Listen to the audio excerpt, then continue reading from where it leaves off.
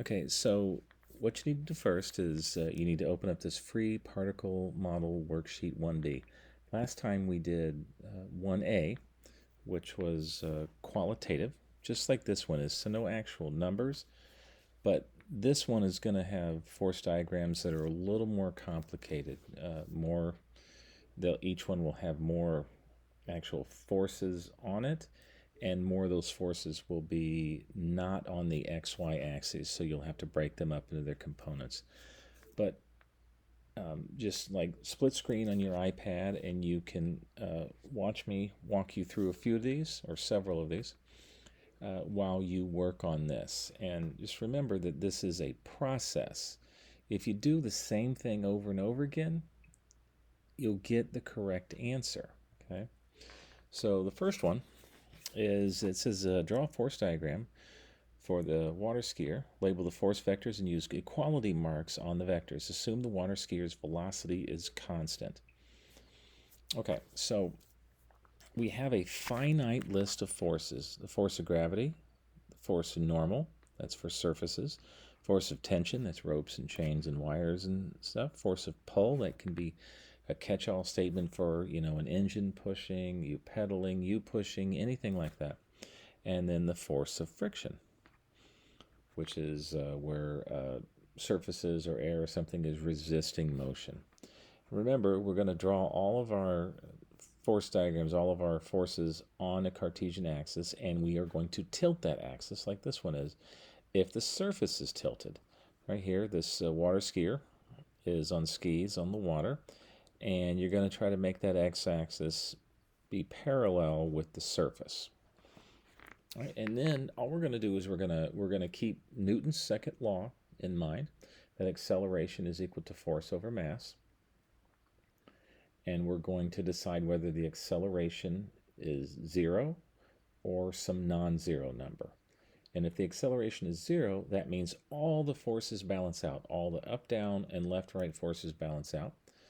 And if there is an acceleration, a non-zero acceleration, that means there is some net force. The forces don't balance.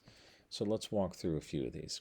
And you're just going to go down the list of forces here and draw all of them that apply.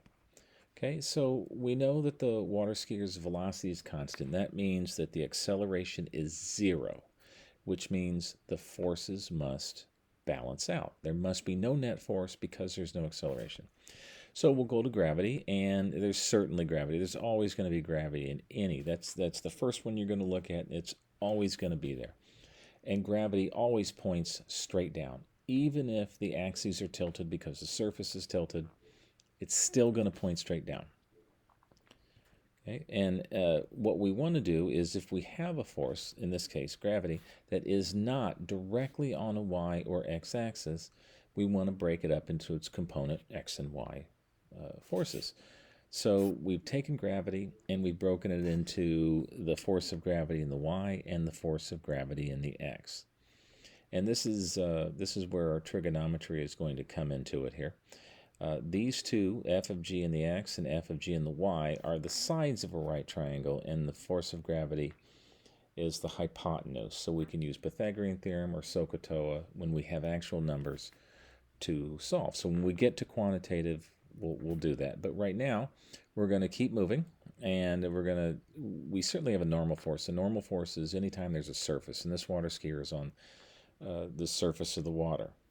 So we're certainly going to have a normal force, and the normal force is always perpendicular to the surface, so it's always right on the y-axis. You should never have a normal force that is not directly on the y-axis. So you don't have to break this one up into its component forces because there is no x component of normal ever. It's always right on the y-axis.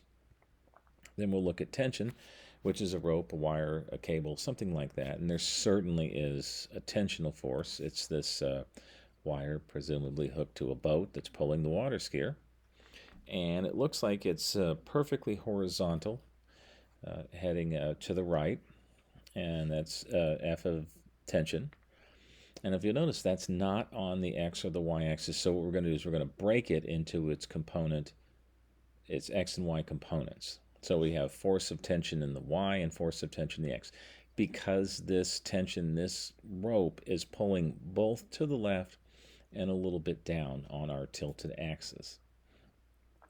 All right, so then we get to move to the force of a pull, and there's nothing else, no other pull other than the tension and gravity and the normal. There's nothing else there.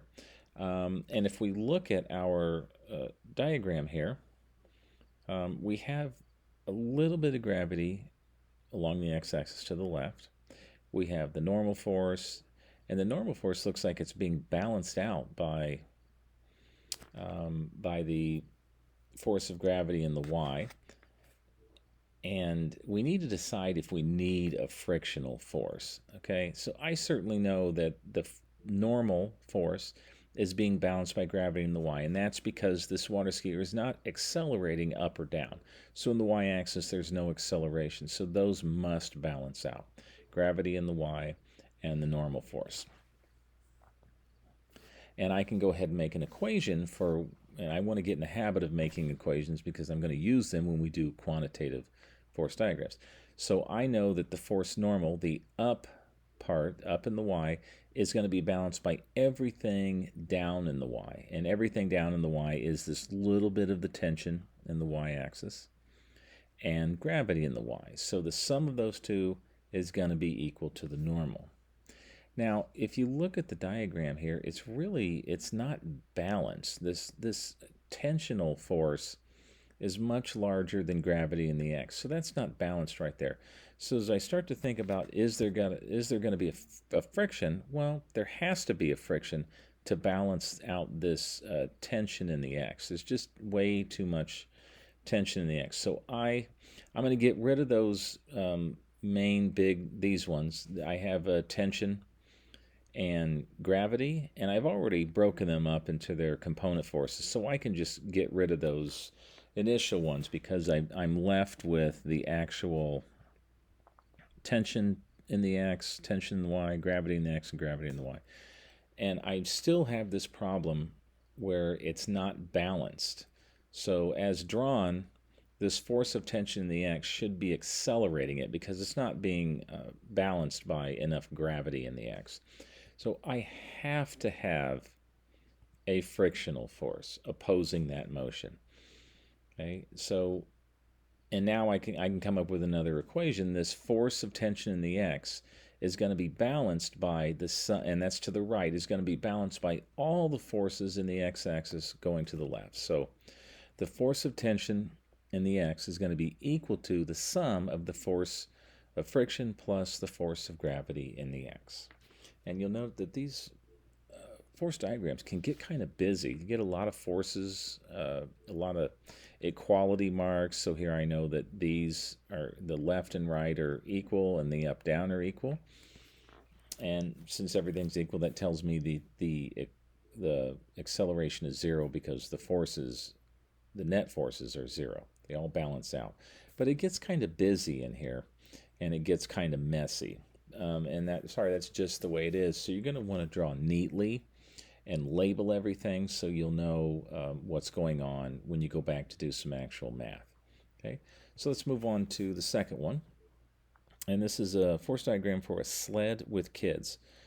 And note that the pull of the sled is at an angle. So we don't have to tilt our axes because the ground, the surface the sled is on, is horizontal, is flat. So we're not going to tilt our axes.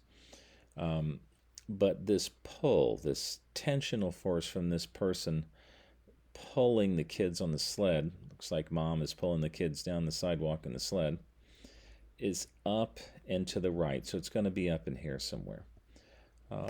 So you're going to draw the force diagram, and it says assume the sled's velocity is constant. So again, a constant velocity means no acceleration. No acceleration means all forces are balanced. So up, down on the y-axis and left, right on the x-axis must balance in order for there to be no acceleration. So you're just going to go down this list of forces, and you're going to draw all forces that actually apply in this situation and explain that there is no acceleration, that explain that all the forces are balanced. So we're going to start at the top, and gravity, there's always gravity. And we're going to put those kids in the sled right in the middle of the origin, and we're going to draw that force of gravity, always straight down. Even if whether the axes are tilted or not, gravity is straight down. Okay, and then we're going to look at, is there a normal force? There's a normal force if there is a surface. If there's a surface, there's a normal force. So there is a surface here. It's the ground or the snow or whatever. And the normal force is always on perpendicular to the surface, right on the y-axis. Whether it's tilted or not, it stays with the y-axis. Okay, and right now, everything's balanced up and down. And the sled isn't accelerating up and down, so that kind of makes sense. But we're just going to keep going down. Do we have a force of tension? We're going to go to the next one. Well, we have a rope, and a tension is a rope, a cable, a string, anything like that. So we certainly have a force of tension, and it appears to be pulling up and to the right. We're going to label it force of tension. Okay, and what we always want to do, if we have a force that is not in the xy axis, right on the x or right on the y, we want to break it into its component forces. So we're going to want to break this into its x component, so this is force of tension in the x, and into its y component, force of tension in the y. Now I'm going to do something here that will help when we do quantitative ones.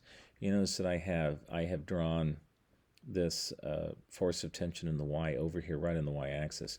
But I hope you remember from geometry and from trig that I can, as long as I keep it parallel, I can slide that vector, that force, all the way over here. And the reason I like to do that is that this gives me my triangle, so I can do my Pythagorean theorem or my SOHCAHTOA, sine of theta is opposite over hypotenuse and all that kind of stuff. You can draw it here if you're okay with that, but I kind of like drawing it over here to complete that triangle. And now I have my 90-degree angle in my right triangle. I have my hypotenuse, and I have my two sides. I've got my little triangle that kind of makes it easier for me to do the math. Again, you don't have to, but I like sliding it over there. As long as I keep it parallel, it's perfectly fine. Okay, and I'm going to keep going. Is there another push or pull force? Well, I have the normal gravity, I have the tension. I don't see anything else, nobody pushing the sled behind or anything like that. So there's not really another force that we can label a push or a pull. Okay, and then you think, is there a friction? Well, remember that the sled is going at a constant velocity. That means there are no net forces. But if you look at this the way it is, the up-down forces are balanced, but the left-right forces are not. There is, I can balance the gravity with both of these, the normal and the tension in the y. But the tension in the x pulling to the right, there's nothing to balance it. So as drawn, this sled should be accelerating to the right. And I know that's not right. That's not true because it's at a constant velocity. I'm told that. So there must be a frictional force. You're going to add friction if it's necessary, if it's what you need to do to explain the situation. And in this one, if I don't have a frictional force, then this sled should be accelerating. But since it's constant, I have to have a frictional force opposing that motion, right along parallel with the direction of motion, but in the opposite direction. Okay, and so we've gone down through all the forces.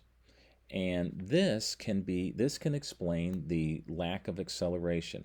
I know that the up-down motion is balanced and the left-right motion is balanced, and I can go ahead and make my equations. I can say that the force of friction is equal to this force of tension in the x. They have to be equal because it's not accelerating. And the up-down, everything up, which is the force of normal, and the force of tension in the y, are balanced by the weight, the force of gravity. So I've got two equations here. I don't have any numbers to plug into them, but that'll come later. All right, let's go to drawing 3. Draw a force diagram for the table. So we're not dealing with the dancer leaning on the table, just the table. We are going to have to worry about the dancer putting a force on the table, but we're going to just worry about the forces on the table. We're going to put the table right here at the center of the origin, and we're going to go down our list. And the table is not moving, so it's not accelerating. It's at rest and it's staying at rest. So I know whatever forces I draw in here, they must be balanced. If it's not accelerating, forces must be balanced. So I'm going to start with gravity. There's always going to be gravity, and it's always going to point straight down. The surface is not tilted because the floor is not tilted. So the table has its own weight pushing down. Okay, and a normal force, well, there must be a normal force because there's a surface, and the table is not accelerating down, so there must be a normal force opposing the weight. All right, and that right there kind of explains that the table is not accelerating, but there's something else. That dancer is pushing down and to the left on the table, so there's something else. But we're not going to call it a tension because tension for us is a cable, a wire, a chain, something like that. But we can call that a push. There's certainly a force of a push, and it is down and to the left. So we're going to put the tail of the arrow right there on the table at the center, at the origin, and it's being pushed down and to the left. And part of what we need to do here is once we have a force vector, this arrow, that is not on just the x or just the y, we need to go ahead and break it up into its xy. We're going to we'll do that in a minute, but here, once we break this force vector into its x and y axis, this kind of shows us that it's unbalanced. It's balanced up and down. I know that the normal force is being balanced by gravity and by the push in the y. But this push in the x, this dancer is pushing down and to the left. So it's pushing in the y and to the left in the x. That unbalances the forces. And right now, the table should be sliding to the left. It's not, so we need to have a force vector pointing to the right. We have to have one so that it balances out that push to the left in the x. Okay, so we have the up-down and the left-right balanced, and I have a couple of equations. The normal is equal to gravity plus push in the y, these two together here, and the push in the x is balanced out by the force of friction. So F of F equals F of P of X. All right, and we're just going to keep going. Same process. The situation can be different, but you are going to think of Newton's second law, that acceleration is force over mass, and whether there is a non-zero acceleration or there is not a non-zero acceleration. And then we're going to run down this list of forces and draw them one at a time until we explain graphically with the force diagram whether it's accelerating or not. This is a person hanging on a rope. Label the force vectors and equality marks. So it's just hanging there. This person is not speeding up. It's not slowing down. It's not accelerating. So the forces must balance. Whatever forces I draw over here, they need to balance because this person is not accelerating. So just go one at a time. Gravity, there is always gravity, and it's always straight down. Don't need to tilt the surface because there's no surface here. So the axes are going to stay just the way they are.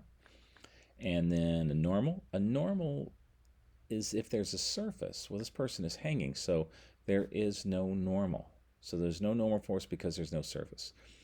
And then you think of tension. Well, sure, there's a tensional force because you have these cables here. And there's actually two of them. We have one pulling up and to the right, and we have another one pulling up and to the left. And you're going to try to draw these vectors, these arrows, sort as the best you can at the same angle that they're actually in the picture. All right. And if I go and, well, first of all, I have these two, tension to the left and tension to the right, and they are not on the x or the y axis. So we are going to break them up into their x and y components. Okay, and if you'll notice, I've gone ahead and drawn the y component over here. I could have drawn it here on the y-axis, but I slid the left one over here and the one to the right over here, and that gives me my triangle. And I actually put the tension to the right in the x and the tension to the left in the x up here instead of on the x-axis. It doesn't matter as long as I keep them parallel. It just finishes out my triangle, and when I get to doing the trigonometry, the SOHCAHTOA stuff, it's going to make it easier on me. Right, and then I need to move on. I have a force of a push. Well, there doesn't seem to, oh, here, we've got these equality marks. The force of the push doesn't seem to exist anywhere. There's nothing else besides the person's weight and the two cables. And friction, well, it's not moving, so there's not going to be any friction. Okay, and so now I have my equations. I know that all of my up-down motions must balance because it's not accelerating. So the force of gravity is going to be balanced by the two forces going up in the y-axis. So the force of gravity is going to be equal to force of tension to the right in the y plus the force of tension to the left in the y. Okay, and I think I'll do one more for you here. We got a squirrel sitting on a roof. Roofs are angled, so water and things run off. But the process is not going to be any different than the guy hanging from the cable or any other situation. We're going to run down our 5 forces, draw them here on the Cartesian coordinates, always keeping in mind Newton's second law, that acceleration is force over mass. This squirrel is sitting still on a roof. That's what it says. So it's not accelerating, which means whatever forces you draw have to balance. The up-down and the left-right have to balance, so they show that the squirrel is not accelerating. And we have to tilt the axis because the squirrel is sitting on a tilted roof. For the squirrel, the x-axis is tilted. So we've got to tilt the axis, and we're going to draw our gravity straight down, always straight down. There is no choice. Even if the surface is tilted, nothing matters. Gravity pulls towards the center of the earth. Normal force. If there's a surface, there's a normal force. And here, there certainly is a surface. It's the roof. And that normal force... Oh, sorry, I went the wrong direction. The normal force is straight up and down the y-axis. Tension requires there be some sort of string or cable or something, so there's no tension. Force of a push or pull, whatever else that would be, something pushing on the squirrel. There's no force of push or pull. There, however, has to be a friction. If you don't have the friction, the gravity would pull the squirrel down to the left. It would slide it down the roof. So you have to have a friction to balance it out because the squirrel is not accelerating. And we have gravity here that's not on the y-axis, so we have to break it up into its x and y components. So this one we have a gravity, a normal, and a friction. And we just need to do those. We can get rid of here. I have the gravity here, but I can get rid of that because I've already drawn it as its x and y components. And we can go ahead and make our equality marks and our equations. I know that the squirrel is not accelerating up off the roof or down into the roof, so these y-axis forces must balance. The normal force, the force from the roof pushing up on the squirrel, must be balanced by gravity in the y. I know it must be because the squirrel is not accelerating, so there can't be a net force in the y. And then the squirrel is not accelerating down the hill because it's being balanced by this force of friction. So I know that those must be equal, and I can get an equation that says the force of friction is equal to the force of gravity in the x. They're in opposite directions, but their magnitude is the same. So all these forces balance, up, down, left, right, to show that the squirrel is not accelerating, to show that Newton's second law says the acceleration is 0 because the forces, the net forces, are 0.